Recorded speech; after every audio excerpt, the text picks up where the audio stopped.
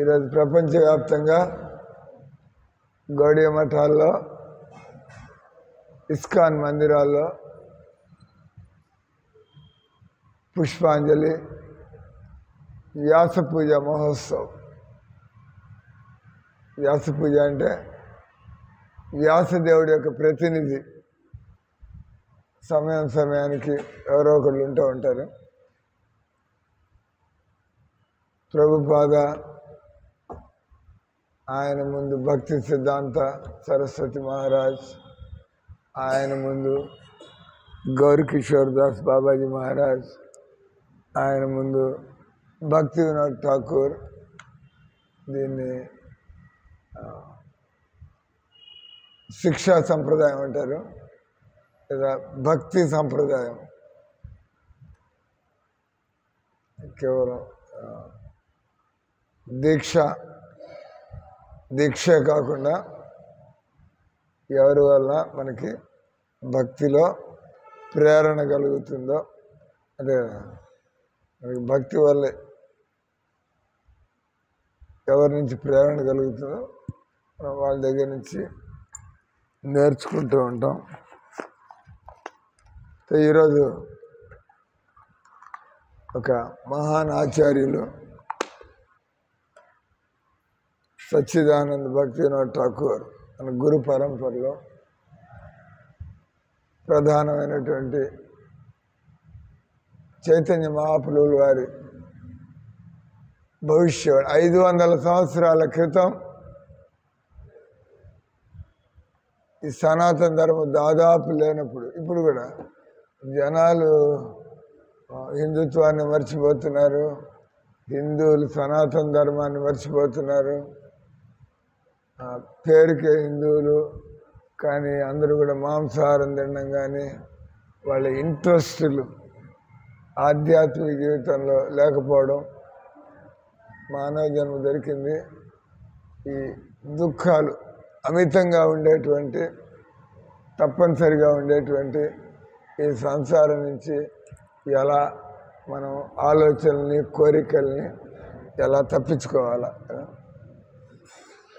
ఇన్ని దుఃఖాలు ఉన్నా కూడా భాగవతంలో మంచి ఉదాహరణలు ఇస్తాడు. దాని అంటే ట్రెజర్ హంట్. ట్రెజర్ హంట్ అంటే ఈ ప్రపంచంలో ప్రతి వ్యక్తి కూడా సంపదల కోసం అన్వేషణ చేస్తూ ఉంటారు. వాళ్ళు అనుకున్న సంపదలు. ఆ రకంగా ఒక వ్యక్తి సంపదల వేటలో ఆయన తిరుగుతూ ఆయన ఒక అరణ్యంలో చిక్కుకుపోయాడు. మనమంతా కూడా సుఖాన్ని వెతుకుతూ మనం వచ్చి సమస్యల్లో ఇరుక్కుపోతాం. ఆ రకంగా ఆ వ్యక్తి సంపదల వేటలో వెతుకుతూ ట్రెజర్ హంట్. ఆయన అడవిలోకి ఇటు పక్క నుంచి సింహం వస్తుంది.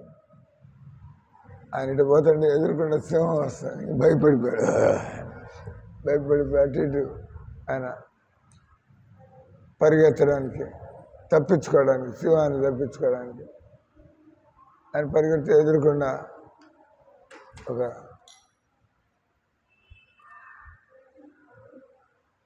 ఆయన దాటడానికి వీల్లేని విధంగా పెద్ద అక్కడ నది అడ్డం వచ్చింది. ఇటు పూలు వస్తుంది, అటు దూకలేడు, నెలలో పడి చేస్తాడు, కొట్టుకుపోతాడు.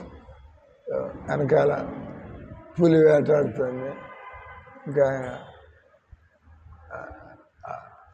తొందర ఏం తెలియక గట్టిగా ఎగిరి చెట్టు కొమ్మని పట్టుకుని పైకి ఎక్కేయడానికి. కింద ఒక దిగుడు బాగుంది, అంటే నేల లెవెల్కొని లోపలికి బాగుంది. ఆయన అటు ఇటు కానీ ఆయన వెనక్కి దూకితే పులి కాస్త తింటుంది, ముందుకు పోతే నీళ్ళలో పడి కొట్టిపోయి చనిపోతాడు. ఈత కొట్టడం రాదు. అది కింద పడ్డాడంటే దిగుడు బావిలో పడతాడు. అది అడవిలో ఉండే దిగుడు బావి, దానిలో ఏం పావులు ఉంటాయి, ఏం పాడు. తిరగా చెట్టుకి ఏళ్ళాడుతున్నాడు.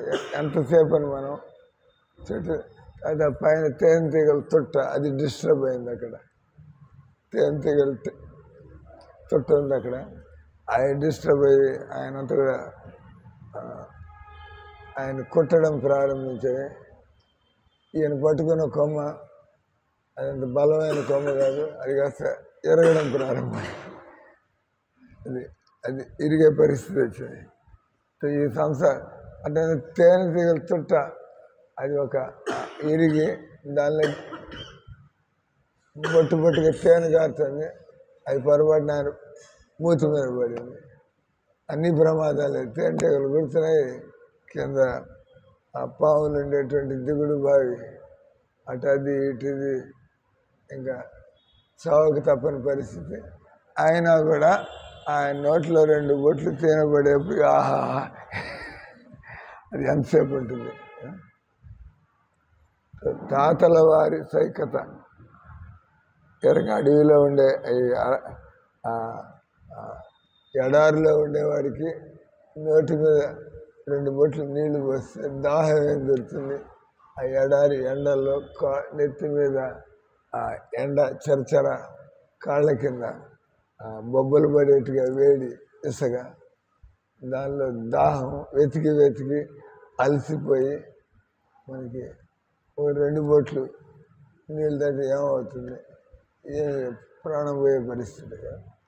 ఆ రకంగా ఈ సంసారంలో మనం ఏదో సుఖపడాలని వెతుకుతూ అన్ని సమస్యల్లో పడిపోయి ఆఖరి జీవితం.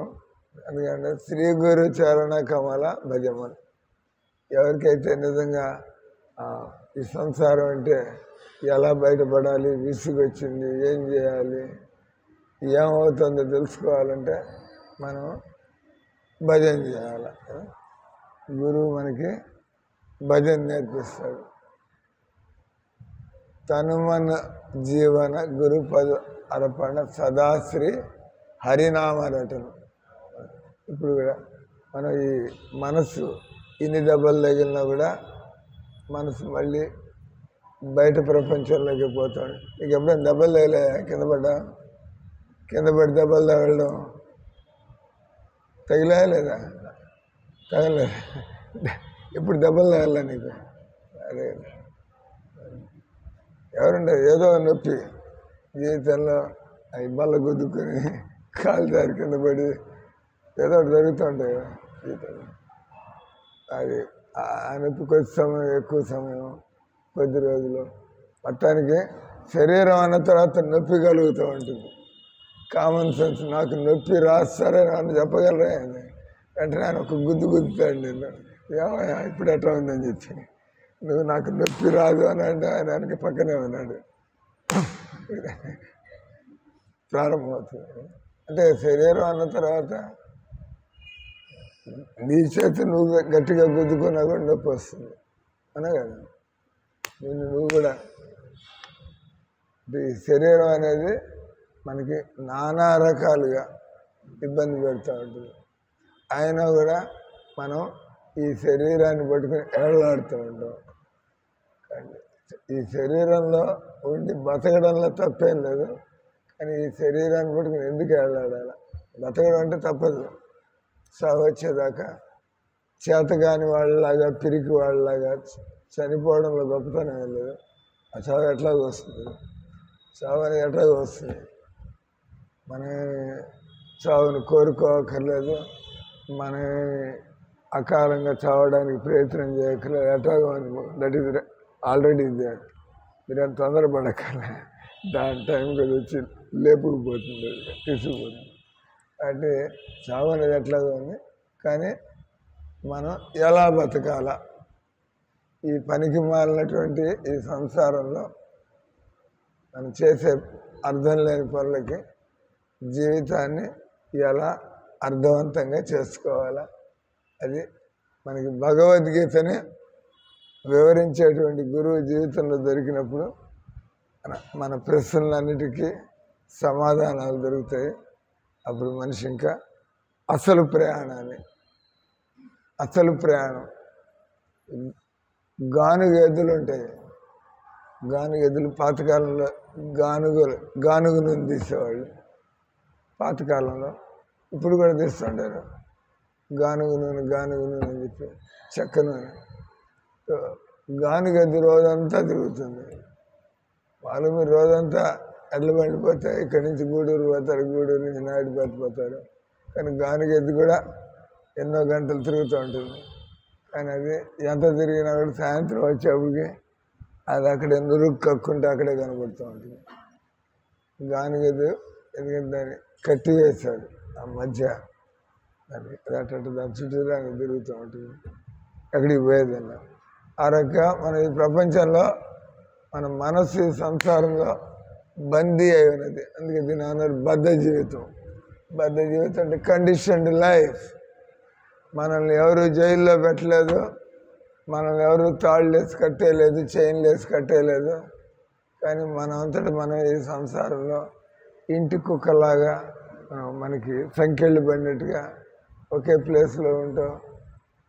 నేను లేకపోతే ఎలా, లేదా నేను ఇది కాకపోతే ఇంకెలా బతుకుతాను, ఇట్లాంటి ఆలోచనలతో మనం ఉంటాం. అంటే దాన్ని అంటారు బద్ధ జీవితం. ఏ రకంగా నిద్రపోయినప్పుడు మీకు ఎప్పుడైనా పీడకల వస్తుంది. నిద్రపోయినప్పుడు మనకి ఒక పీడకల వస్తుంది. ఆ పీడకల్లో మీకు గుండె దడ పట్టుకుంటుంది, చెమటలు పోస్తున్నాయి. నాకు ఒకసారి కళ వచ్చింది. కళ ఏంది, నేను ట్రైన్ ఎక్కాను. నా సూట్ కేసులు, నా కంప్యూటర్లు, నా డబ్బులు ఇవన్నీ నేను ట్రైన్ ఎక్కా. నేను ప్లాట్ఫారం దిగి వాటర్ బాటిల్ పట్టుకుందా అని చెప్పి వాటర్ బాటిల్ ఇలా ట్రైన్ కాస్త కదిలింది. ఇంకా కళ పరిగెడుతూ ట్రైన్ పోయింది. అట్ట పోవాలి, దానికి ముందు ఏదో కదా ఇలా నిద్ర మేలుకొచ్చిందమ్మా. ఏమీ లేదు అక్కడ, సమస్య ఏమీ లేదు. కానీ కళ్ళలో మాత్రం అటు నుంచి ట్రైన్ వస్తుంది, ఈ ట్రైన్ పోతుంది, ఎలా ఎక్కాలి, పట్టుకుంటే ఏమవుతుంది, పడిపోతాను అనవసరంగా. ఈ లోపల నాకు కలగాస్తా ఆధారం పోయింది. ముద్దలు నిద్రలేవారు, 3 నిద్రలేవారు. ఏం లేదు, గుండెదడ మాత్రం వచ్చింది. అదే మీరు అంటే గుండెదడ అనేది ఆలోచనలు బట్టి. ఏదైనా సడన్గా మీరు బండి మీద పోతుంటే మీకు అనిపితే ఇదే. ఇప్పుడు నాకు సడన్గా తల తిరిగి నేను ఫాస్ట్గా బండి తోలుతూ ఉంటారు. మీరు బండి వెనకాల కూర్చొని ఉంటారు, సెకండ్ పర్సన్. సడన్ మీ మనసులో ఊరికే ఒక ఆలోచన వస్తుంది కానీ ఇంత స్పీడ్లో పోతుంది బండి, నాకేమన్నా తల తిరిగి కింద పడిపోతే ఏమవుతుంది, కింద పడిపోయి లాక్కుపోతారు, కింద పడిపోయి దెబ్బలు తగులుతాయి కదా. అది అనుకుంటేనే మనకి కొద్దిగా భయంగా ఉండొచ్చు. ఏం జరగలేదు కానీ అటువంటి ఆలోచన రాగానే మనకి కొద్దిగా గుండె ఒకసారి అట్లా. ఆ రకంగా అలారం మోగంగానే నాకు తెలిసిపోతుంది ఏమీ లేదు. ఆ రకంగా ఈ సంసారాన్ని ఒక పగటి కళ, రాత్రి కళ అంటే అది అందరికీ తెలుసు. పగటి కళ అంటే మనకి చావు వచ్చినప్పుడు తెలుస్తుంది.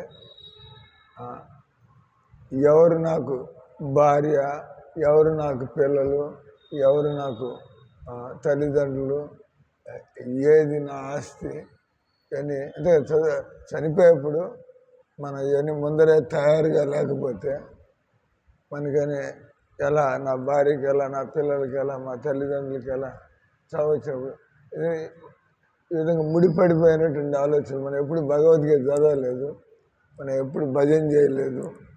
సో కాబట్టి మన మనసులో ఇటువంటి ఆలోచనలు ఉంటాయి. చావు వస్తుంది, చావు వచ్చినప్పుడు మన ఆలోచనలు పరిగెడుతూ ఉంటాయి. అప్పుడు మనకు తెలుస్తుంది నిజంగా నాకంటూ ఎవరు లేరు.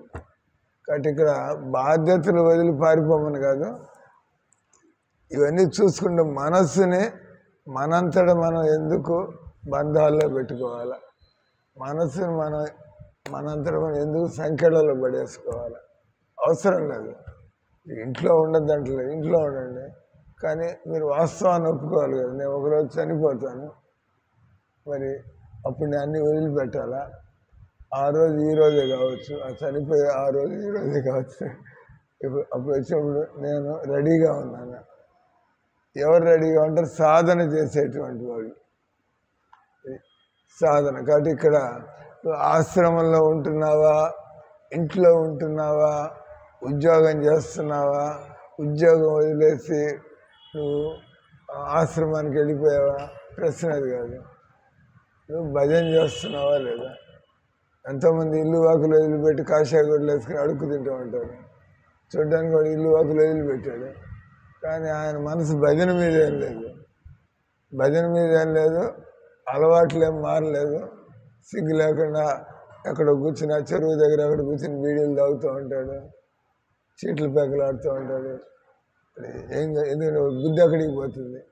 కాషాయ గుడ్డలు వేసుకున్నంత మాత్రాన్ని బుద్ధి మారిపోతుందా ఏంది? తలలు బోడులైన తలపులు బోడుల విశ్వదావిరామ వినురవేమనంటే గుండు కొట్టేసుకున్నంత మాత్రం కోరికలన్నీ పోతాయి. అట్ట కాదు, భజన చేస్తూ ఉంటే ఆ భజన వల్ల, కృష్ణ మంత్రం వల్ల ఏం మాట్లాడుతున్నాడు? సడన్గా పోతా అంటాడే కాదు, అరగంట కూర్చోలేవు ఆయన. అందరికంటే నీకంటే కూడా చిన్న పాప ఉంది అక్కడ ప్రశాంతంగా.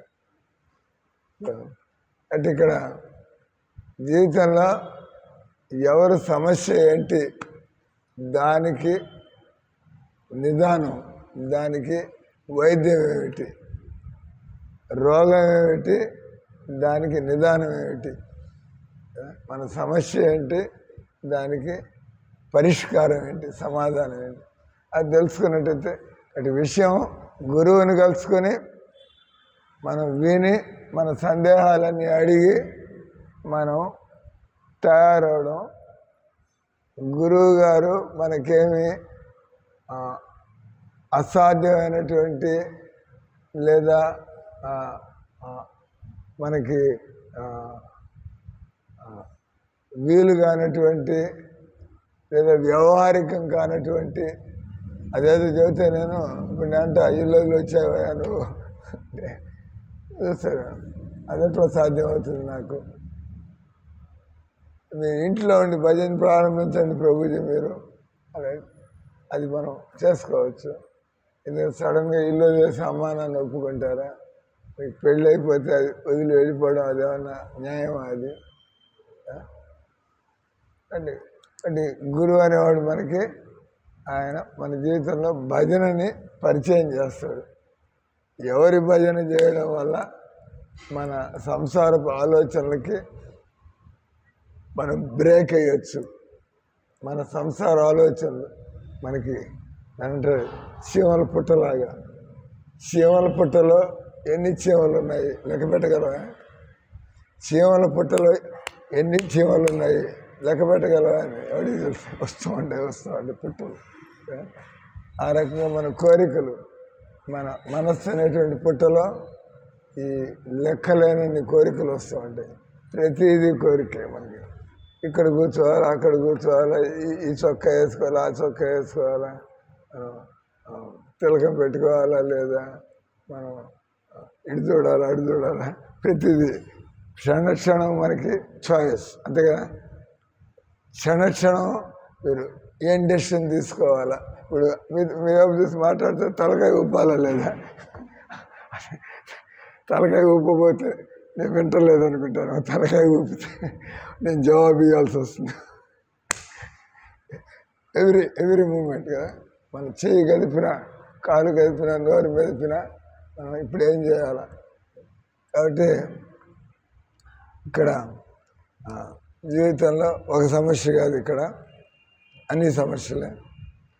కాబట్టి గురువు మనకి దాన్ని ఏమంటారు, ప్రభుపాదులు వారు పుస్తకం రాశారు, కృష్ణ చైతన్యము సర్వోత్తమమైన యోగ పద్ధతి అనే పుస్తకం ఉంది. కృష్ణ చైతన్యమే సర్వోత్తమమైన యోగ పద్ధతి. అది చదివితే మనం కన్విన్స్ అవుతాం యోగా యొక్క లక్ష్యం ఏంటి, యోగా ఎలా చేయాలా, యోగా యొక్క లక్ష్యం ఏంటి, యోగా ఎలా చేయాలా, మనం యోగ మార్గంలో ఎదుగుతున్నట్టుగా మనం ఎలా చెప్పగలం, అంటే ఏం చేస్తున్నాం, నేను యోగాలో ఎదిగానో లేదా అది ఎలా తెలుసుకోవాలా, ఈ విషయాలన్నీ కూడా అన్నీ దానిలో ఆయన ఒక పాయింట్ చెబుతారు. మనం మీకు పెద్ద చాంతాడిచ్చి రథాన్ని లాగడానికి ఇంత చాంతాడు ఉంటుంది, నేను ఒక బ్లేడ్ ఇస్తాను మీకు, ఒక బ్లేడ్ ఇచ్చి ఈ మోకుని ఈ తాడుని కట్ చేయబోయా అని చెప్పి ఇంక మీరు కోసుకుంటూ కూర్చుంటారు, అరగంట పడుతుంది. దాని బదులు నేను పెద్ద ఒక సుత్తినిచ్చి కొట్టవాడిని 4 దెబ్బలు కొట్టారంటే అది తెగి 2 ముక్కలై పక్కన పడుతుంది.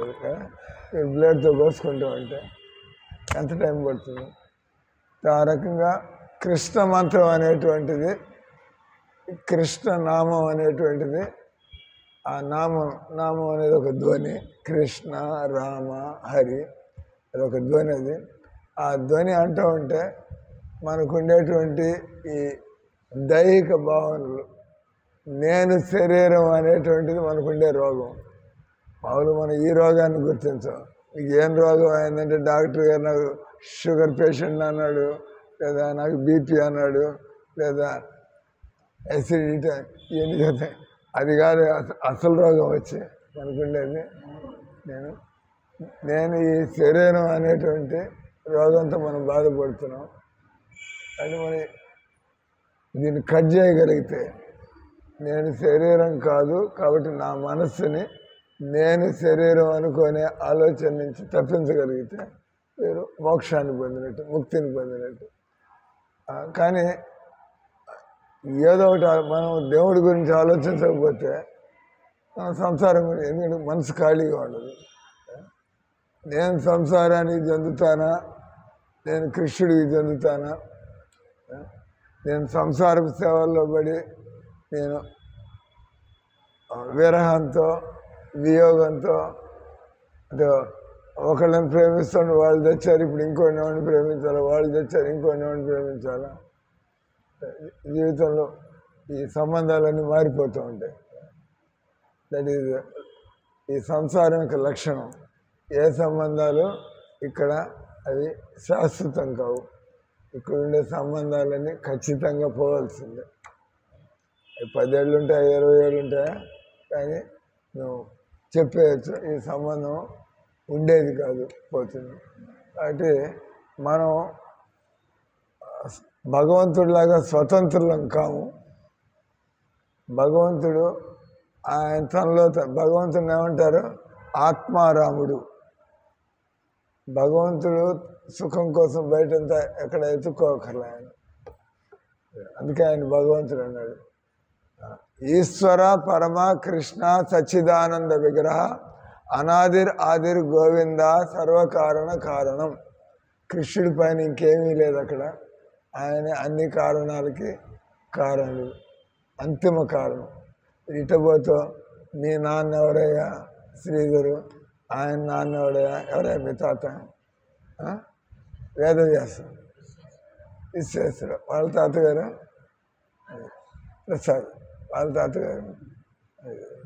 అయిపోయింది. కానీ ఉండింటాడు ఎవడో కానీ కదా, ఉండింటాడు కదా, లేకపోతే అట్ట పుట్టాడు. పోతే ఆఖరికి అది కృష్ణుడు దాకపోతుంది. ఆ కృష్ణుడికి తల్లి తండ్రి ఎవరు, ఆయనకి తల్లిదండ్రులు ఉంటే ఆయన దేవుడు ఎట్ట అవుతాడు.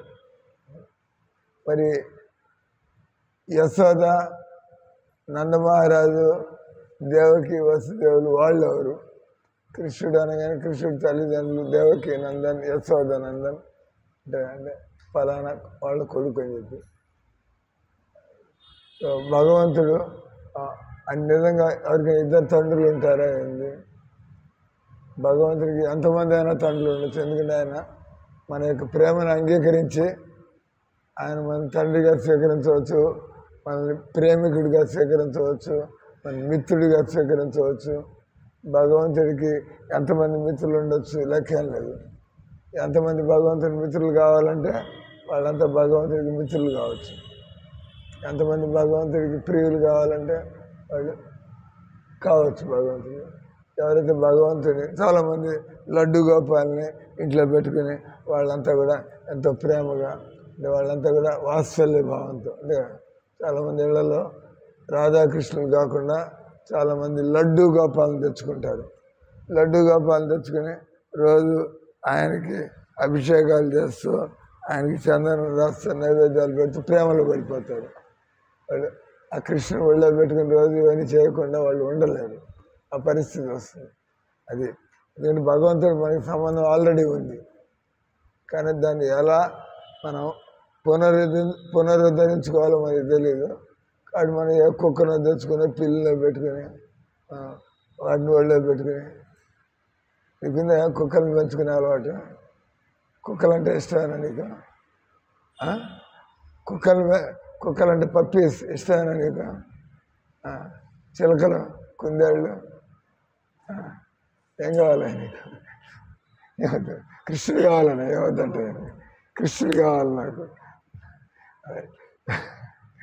సో అంటే జీవితంలో మన కృష్ణుడు తెలియనంత వరకు ఏదంటే మీరు చూడంగానే చక్కగా పిల్లల అవస్థలు అన్నీ కూడా అందంగానే ఉంటాయి. చిలకని చూసినా పంది పిల్లని చూసినా కూడా పంది పెద్ద అయితే అసహ్యంగా ఉంటుంది, చిన్న చిన్న పిల్లలు అయితే ముద్దుగానే ఉంటాయి. అవి కూడా భగవంతుడు ఏర్పాటు అవి చావకుండా కాపాడబడడం కోసం భగవంతుడు ఏ పిల్లల్ని చూసినా కూడా అవి పంది పిల్లలు కావచ్చు, కుక్క పిల్లలు కావచ్చు, అవి చిలకలు కావచ్చు, పావురాలు కావచ్చు, చూడడానికి మనుషులకి పాపం అది జాలి కలిగేట్టుగా వాడి జీవితం ఉంటుంది. కట్ పాయింట్ వచ్చి మనకి మూల సంబంధం, అసలు సంబంధం మనకి కృష్ణుడితో ఉంది, కానీ అది మనకి తెలియదు కదా. ఎవరైనా మనకి సాక్ష్యాలతో, మనకి ప్రమాణాలతో, మనకి అనుభవంతో మనకి ఎవరైనా నేర్పిస్తే మనకు కూడా తెలుసు. ఓహో, కృష్ణుడితో సంబంధాన్ని మనం ఇంట్లో ఉంటూ కూడా ఉద్యోగాలు చేస్తూ కూడా మనం పట్టణాల్లో ఉంటూ కూడా కృష్ణుడితో సంబంధాన్ని పెట్టుకోవచ్చు. అయితే మనం ప్రయత్నం చేసి చూద్దాము నిజంగా దొరుకుతుందా లేదా. ఈ ప్రభుపాద ఆయన అన్నాడు, నాకు కృష్ణుడితో సంబంధం వల్ల నేను 24 గంటలు ఎంతో ఆనందంగా సుఖంగా ఉన్నాను. అంటే ప్రపంచానికి అంతా కూడా నేను ఈ విషయాన్ని తెలియజేయాల ఆయన తిరిగాడు. ఆయనకి తెలుసు, చాలామందికి హిందూ ధర్మం అంటే తెలియదు, కృష్ణుడు అంటే తెలియదు, కానీ ఆయనకి తెలుసు. భగవద్గీతలో ఉంది. భగవద్గీతలో సర్వయోనిషు కౌంతేయ మూర్తయా సంభవంతియా తాసాం బ్రహ్మ మహాద్యోని అహం బీజ ప్రదాపిత.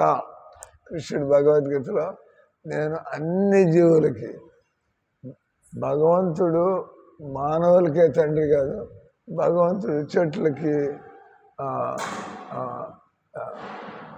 పురుగులకి, పక్షులకి, పాములకి. ఇందాకే వచ్చిన వీడియో పంపించారు వాళ్ళు నాకు, మిస్టర్ కైలాస్ అనేవాడు మనందరిలాంటి ఒక సామాన్య కుటుంబీకుడు. ఏ రకంగా మనం అంతా కూడా మన ఉద్యోగాలు, ఇళ్ళు, మన కుటుంబాలు, ఆ రకంగా మిస్టర్ కైలాస్. నారదుడికి కైలాస్ యొక్క ఆయన జీవితం, ఆయన ఆందోళనలు, ఆయన చింతలు, ఆయన యొక్క అంత జాలి కలిగింది. నారదుడికి జాలి కలిగింది. అంతే కదా. ఇప్పుడు నేను బజార్లో పోతూ ఉంటా, ఒకరితో మాట్లాడాలనిపిస్తుంది. ఒక భక్తుడికి ఒకరితో మాట్లాడాలంటే ఆయన వాళ్ళని అనుగ్రహించడానికి ఆయన తయారైనది, కానీ వాళ్ళు కూడా తీసుకోవాలి కదా మెసేజ్. వాళ్ళు తీసుకోకపోతే ఏమవుతుంది? నేను పోతున్నాను సార్, నేను బిజీగా ఉన్నా సార్, నాకు మీతో మాట్లాడడానికి టైం లేదు సార్ అంటే బాబు నారదుడు ఏం చేస్తాడు? మొత్తానికి నారదుడి దృష్టి పడింది. అంటే ఆ వ్యక్తి ఇంట్రెస్ట్ తీసుకున్నట్టయితే నారదుడు ఎంత చేయగలుగుతాడు ఆయనకి జీవితంలో. అంటే మిస్టర్ కైలాస్, ఆయనకి 4 పిల్లలు, ఒక భార్య, పొలాలు, ఆయనకి వ్యాపారాలు. కానీ నారదుడి పైన చూస్తాడు, పాపం వీడు దున్నపోతులాగా, వీడు గొడ్డులాగా పనిచేస్తున్నాడు, పాపం వీళ్ళు నాతో పాటు వైకుంఠానికి పట్టుకుపోతా అని చెప్పి నారదుడు రాధిక రమణ అంట ఆ కైలాస ఇంటికి చేరుకున్నాడు. ఈయన పురాణాల్లో చదివాడు నారదుడి గురించి. పురాణాల్లో చదివారు అందరు. మీరు అంతకంటే నారదుడు కానీ మీరు ఒప్పుకుంటున్నారు, మనమేం చూడలేదు. కానీ మనం విన్నాం నారదుడు ఆయన వీణ పట్టుకుని రాధిక రమణ నారద ముని భజయ వీణ రాధిక రమణ నామే పాడుకుంటారు. నారదుడు చెప్పుకు ఆయన చూస్తాడు, భలే ఉన్నాడు నారదుడు చెప్పి దండం పెట్టేసి స్వామీజీ అంటే అంటాడు, ఏమయ్యా నువ్వు రోజంతా ఎంత కష్టపడి పనిచేస్తున్నావు, నీకు వయసు వస్తుంది, చక్కగా నువ్వు ఇవన్నీ వదిలి పారేసి చక్కగా ఆ నారాయణకి సేవ చేసుకుని నువ్వు నిత్య ఆనందంలో బతకచ్చు కదా, నాతో బయలుదేరంటాడు. నాతో బయలుదేరి ఆయన ఎప్పుడు ఆలోచించలేదు కదా, నాతో బయలుదేరంటే అదేం సార్ నా పిల్లలు ఇంకా ఎదగలేదు, వాళ్ళందరికీ నేను ఏదో ఒకటి చేయాలి కదా, అంటే నేను ఇప్పుడు రావడానికి రెడీగా లేనంటాడు. సరే నీ కర్మ, నీ చావు నువ్వు చావే అని చెప్పి నాది మళ్ళీ నారాయణ దాని మళ్ళీ వెళ్ళిపోతాడు. వెళ్ళిపోయిన తర్వాత కొన్ని సంవత్సరాల తర్వాత నారదుడికి మళ్ళీ గుర్తొస్తాడు, మన కైలాష్ ఎట్లా ఉన్నాడు, ఇప్పుడు ముసలాడైపోయినాడు, పిల్లలకి పెళ్ళిళ్ళు అయిపోయినాయి, వాళ్ళకి ఆయనకి మనవలు కూడా పుట్టారు. అంటే ఎవరికి మనవలు అంటే ఎవరికి ఇష్టం ఉండదు, అమ్మమ్మ నాయనమ్మ పిల్లకాయని ఒళ్ళో పెట్టుకుని చిన్నపిల్లకాయలు కదా, ఆ ప్రేమలో పడిపోతారు. మళ్ళీ మనవలు వాడు ఇట్టి అంటే చిన్న చిలిపి చేష్టలు చేస్తుంటే మా ఇంట్లో కృష్ణుడు అన్నట్టుగా చూసుకుంటూ ఉంటారు చిన్నాడు మోహం. కైలాస్కి 10-15 ఏళ్ళ తర్వాత నారదుడికి 10-15 ఏళ్ళ తర్వాత మళ్ళీ ఆయన గుర్తొచ్చాడు కైలాష్. చలో పాపం ఇప్పుడు ముసలాడేది కీళ్ళు కళ్ళు ఎన్ని పాడవుతూ ఉంటాయి, ఇప్పుడైనా కూడా విసుగొచ్చి నాతో వస్తాడని చెప్పి ఆయన మళ్ళా దిగాడు. రాధిక రమణ అంటే మళ్ళీ కైలాస్ ఇంటికి వచ్చాడు. కైలాసుడు ఆయన మళ్ళీ దండం పెట్టి నారదుడికి. అప్పుడు చెప్తాడు, ఇప్పుడు నీకు వయసు వచ్చేసిందా, ఇప్పుడు భజన చేయకపోతే ఎప్పుడు చేస్తావు, నాతో పద తీసుకెళ్తావు, వైకుంఠానికి తీసుకెళ్తావు అంటే అప్పుడేమంటాడు, బస్ మా పిల్లలు వాళ్ళకి డబ్బులు ఫండ్ మేనేజ్మెంట్ రాదు, మోసపోతారు వాళ్ళు, కాబట్టి కొద్దిగా వాళ్ళకి ఎన్ని నేర్చుకునేదాకా వాళ్ళకి నేర్పించేదాకా వాళ్ళ అమాయకులు, అంటే ప్రతి తల్లిదండ్రులకి వాళ్ళ పిల్లలు అమాయకుల్లాగా కనిపిస్తూ ఉంటారు. నారదు ఏమంటే ఆయనకి ఇంత కైలాసం అంటాడు, వీళ్ళంతా నీ ఇచ్చిన డబ్బు అంతా కూడా వాళ్ళు పాడు చేసుకుంటారు, నేను దగ్గర లేకపోతే నేను వాళ్ళు కొద్దిగా ఎలా బతకాలో ఏం చేయాలో అని చెప్పాలా అంటే ముసలాడైపోయినాడు, బాధ్యతలు అయిపోయినాయి, పెళ్ళిళ్ళు అయిపోయినాయి, మనవలు పుట్టాడు. ఆయన కూడా ఇంకా మమకారం, ఆయన అంటే ఫండ్ మేనేజ్మెంట్ వీడికి కీళ్ళు పడిపోతున్నాయి, నరాలు చచ్చిపోతున్నాయి, ఆయన కూడా ఇంకా తాపత్రయం వదిలిపెట్టి నారాయణ మళ్ళీ వెళ్ళిపోతాడు. వెళ్ళిన తర్వాత మళ్ళీ ఒక 10 ఏళ్ళ తర్వాత మళ్ళీ వస్తాడు. ఇప్పుడైనా వాడు మంచంలో పడి ఉంటాడు, అప్పుడైనా తన దుస్తుని అర్థం చేసుకుని నాతో వస్తాడని చెప్పి 10 ఏళ్ళ తర్వాత పోతే అక్కడ ఆయన ఆల్రెడీ చచ్చిపోయి ఉన్నాడు. ఎప్పుడు పోయాడు ఆయన అడుగుతాడు ఎదిగిన పిల్లల్ని, మీ నాన్న కైలాస్ ఆయన పోయాడు సార్, ఆయన లేడు ఇప్పుడు. ఆయన సరలో కుక్క ఉంది, అక్కడ కుక్క ఏమన్నాడు, కైలాస్ మిస్టర్ డాగ్, కైలాస్ కాస్త కుక్క జన్మెత్తున్నాడు. సో ఇద్దరికి అర్థమైంది, ఆ కుక్కకి నారదుడు అర్థమయ్యారు, నారదుడికి కైలాస్ కుక్క శరీరంలో ఉన్నాడు. అంటే బొబ్బో అని చెప్పి కుక్క దగ్గరికి వచ్చి నారదుడితో అంటే ఇప్పుడైనా రావచ్చా అంటే, నేను కదా సార్ కాపాడుతుంది, నేను లేకపోతే వాళ్ళు ఎట్ట బతుకుతారు. అంటే ఏ శరీరం ఉంటే ఆ శరీరంలోనే మనం దానికి అతుక్కుపోయి ఉంటాం. కైలాస్ పెద్ద వ్యాపారస్తుడు, ధనికుడు, ఆయన కుక్క జన్మెత్తాడు. అప్పుడే ఆయనకు విసుగు రావాలి కదా, ఆయన ఇంకా విసుగు రావట్లే. కుక్క జన్మెత్తిన తర్వాత కూడా ఆయన నా పిల్లల యొక్క ఆస్తుల్ని ఎవరిని వస్తే బావు అంటే వాళ్ళని తరివేస్తూ భయపెడతాం, నా పిల్లల్ని కాపాడు అంటే రమ్మంటే అప్పుడు కుక్క జన్మెత్తినా కూడా కైలాసం నారదుడితో పోవడానికి ఆయన రెడీగా లేడు. అది ఇదేంద్ర బాబు ఇంత పెద్ద వ్యాపారస్తులు ఇంత కుక్క జన్మెత్తి అని ఇప్పుడు కూడా రమ్మంటే రావట్లేదు అని చెప్పి సరే ఆయన నారాయణ నారాయణ అంటే పోయి మళ్ళీ ఇంకో 10 ఏళ్ళ తర్వాత కుక్క జన్మ కూడా పోయింది ఆయన. కుక్క పావు జన్మెత్తాడు. వాళ్ళు వెనకాల తోటలో పావు జన్మెత్తాడు. ఆయన నాదంతా మీ కుక్క ఉండాలేదు మీ కుక్క ఉండాలేదు అంటే అది కూడా తెచ్చింది సార్. అది కూడా తెచ్చింది. అంటే రెండో జన్మ కూడా అవకాశం దొరికినప్పుడు ఆయన దాన్ని కూడా సద్వినియోగం చేసుకోవాలి. ఆ తర్వాత ఆయనకు అర్థమైంది ఏమై ఉంటాడని చెప్పి తను దివ్య దృష్టి పెట్టి చూస్తే ఆయన తోటలో పావు జన్మెత్తున్నాడు. అంటే నారదుడు ఆయన రాధిక రమణ అంటే ఆయనకు తోటలోకి వెళ్తే అది వస్తుంది, బయటకు వస్తుంది. వచ్చి ఆ పాము శరీరంలో మాట్లాడుతుంటారు. ఇంత నీచమైన జన్మ నువ్వు పాము జన్మ ఎత్తావు. ఇప్పుడే మా వాళ్ళంతా 8 గంటలలాగా నిద్ర లేవారు సార్. ఈ తోటలో కాయలు పళ్ళు ఎవరు కోసుకుపోతాడే వస్తాయి, ఆయన్ని కాపాడాలా. వాళ్ళంతా అమాయకులు, వాళ్ళకి 8 గంటలుగా నిద్ర లేవారు. ఈ లోపల తోటలో కాయలు ఎత్తుకుపోతారు, పాము తిరుగుతుంటే జనాలు భయపడి రాకుండా ఉంటారు. అంటే ఇంక నారదుడు అనుకుంటాడు వీడికి ఇంక ఏ జన్మ వస్తే వీడు బాగుపడతాడు అని చెప్పి నారదుడు ఏం చేస్తాడు, పాము పాము పాము అని కేకేస్తాడు. ఈ పిల్లలంతా పరిగెత్తుకొస్తారు. ఎక్కడెక్కడ చెప్పి చూపిస్తాడు పాము. ఆ పాము భాషలో ఉంటుంది, బుస్సు బుస్సు బుస్సు మీరంతా నా కొడుకులు బుస్సు బుస్సు బుస్సు అంటే మిమ్మల్ని కాటేయాలు చూస్తుంది చంపడదాని అంటాడు నారదుడు. ఆ కొడుకులే అందరూ చిత్తగబాది చంపారు. ఈ రకంగా మానవుడికి ఏ శరీరం దొరికితే ఆ శరీరంలోనే వాడు సిగ్గు లేకుండా అలాగే బతుకుతూ ఉంటాడు. కానీ ఏదో ఒక రోజు మనం గురువు యొక్క మాటలను విని మనం చక్కగా అనండి అంటారు, హరే కృష్ణ కృష్ణ కృష్ణ హరే హరే, హరే రామ రామ రామ హరే. అంటే మెల్లిగా మనం స్లోలోకి వస్తాం, నిద్ర మేలుకుంటాం. అప్పుడు మనం మన దారి ఇంకా వదిలిపెట్టదలుచుకోవడం. ఎన్ని పనులున్నా కూడా భజన కూడా నేను చేస్తూనే ఉన్నాను. హరే కృష్ణ.